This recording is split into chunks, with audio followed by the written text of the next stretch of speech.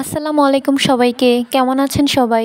Welcome to my new video. আজকে আমি আপনাদের সাথে একটা ছোট্ট ভিডিও শেয়ার করব, আর ভিডিওটি হচ্ছে আমার এই ছোট্ট বাগান নিয়ে। আমার এই ছোট্ট বাগানে কি কি আছে সেটাই আজকে আপনাদেরকে দেখাই। প্রথমেই আপনারা দেখতে পাচ্ছেন লাল টকটকে একটা টমেটো।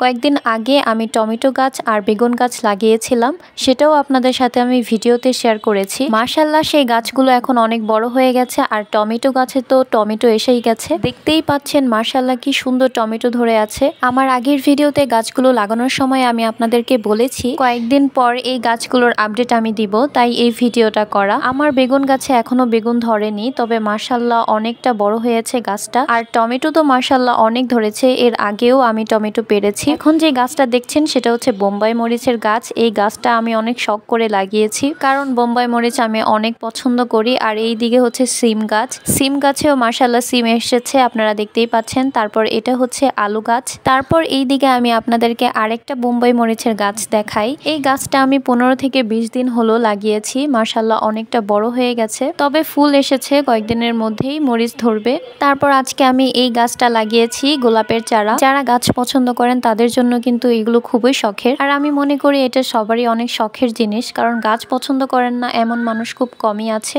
তো এখন আমি আমার টমেটো গাছ থেকে টমেটো পাড়ছি। নিজের হাতের লাগানো সবজি বলে কথা, শখের তো হবেই। আর আপনারা যারা আমার মতো গাছ পছন্দ করেন তারা কমেন্ট বক্সে আমাকে জানাবেন। তো আমার আজকের ভিডিওটা এই পর্যন্তই ছিল। আমার এই ছোট্ট ভিডিওটা আপনাদের কাছে কেমন লেগেছে কমেন্ট বক্সে জানাবেন। তো সবাইকে আল্লাহ হাফেজ।